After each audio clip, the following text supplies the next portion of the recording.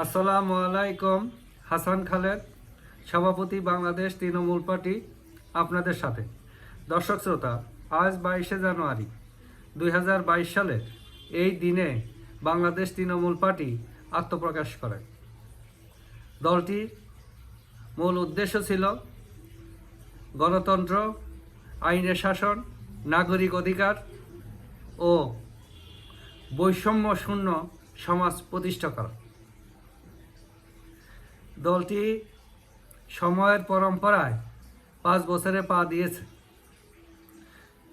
আপনাদের কাছে দোয়া প্রার্থনা করছি, দলটির সভাপতি হিসাবে আপনাদের সাথে চলতে চাই, আপনাদের সমস্যাগুলো তুলে ধরতে চাই, আপনাদের সাথে থাকতে চাই।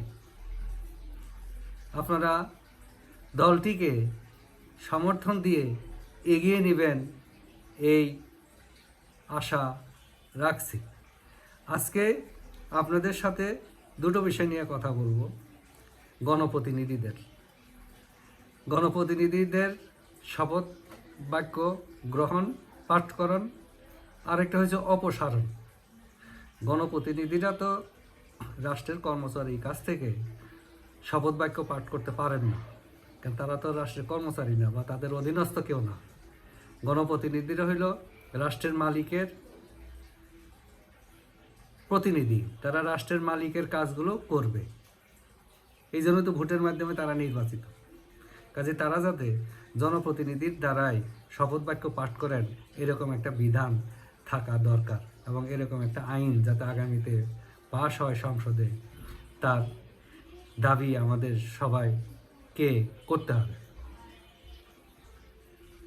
যেমন ধরেন, উপজেলা চেয়ারম্যান বলেন, জেলা পরিষদের চেয়ারম্যান বলেন, ইউনিয়ন পরিষদের চেয়ারম্যান মেম্বার বলেন, পৌরসভার মেয়র বলেন, তারা কিন্তু এখন দেখি যে বিভাগীয় কমিশনার, ডিসি বা ইউএনওর কাছ থেকে শপথ বাক্য পাঠ করেন। এটা শোভন হয় না, সমীচীন হয় না। এটা জনগণের প্রতিনিধিরা সব সময় থাকবে উপরে, তারা যেহেতু প্রতিনিধি। ঠিক আছে, এদেরকে আমাদের দাবি হইল, বাংলাদেশ তৃণমূল পার্টির দাবি হইল, তাদের শপথ বাক্যটা যাতে গণপ্রতিনিধি পাঠ করায়। যেমন এমপি সাহেব এটা করতে পারেন, বা মন্ত্রী সাহেব এটা করতে পারেন, বা সংসদের আরও যারা আছেন, স্পিকার আছেন, তারা এই শপথ বাক্যটা পাঠ করাইতে পারেন। তাদের একটা মর্যাদারও প্রশ্ন আছে, তাদেরকে যথাযথভাবে মর্যাদাও দেওয়া হয় না। আবার ইমপিচমেন্টের ব্যাপারও, এটা যাতে নির্বাহী আদেশে তাদেরকে যাতে বরখাস্ত না করা যায়। তারা অপরাধ করলে তার সুনির্দিষ্ট আইন থাকবে, তারা অপরাধ করলে পরিষদ ইমপিচমেন্টের ব্যবস্থা করবে, যাতে কোনোভাবেই যাতে নির্বাহী আদেশে মনটা না লয়, তাদেরকে বরখাস্ত করতে না পারে। এখানে আমাদের সংস্কার হওয়া দরকার, বা সংস্কার করার সুযোগ আছে। এটা আমাদের করতে হবে, নাহলে কিন্তু এটা আমাদেরই মান সম্মানের প্রশ্ন, আমাদের মর্যাদার প্রশ্ন, জনগণের মর্যাদার প্রশ্ন। আমার প্রতিনিধি যদি মর্যাদা না পায়, তাহলে তো সেটা আমি মর্যাদা পেলাম না। এই চিন্তা থেকে আমাদেরকে এই কাজগুলো করতে হবে।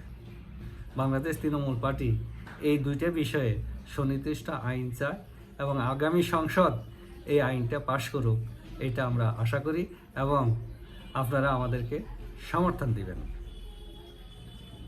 যে যেখানে থাকেন সুস্থ থাকেন, নিরাপদ থাকেন। ধন্যবাদ সবাইকে।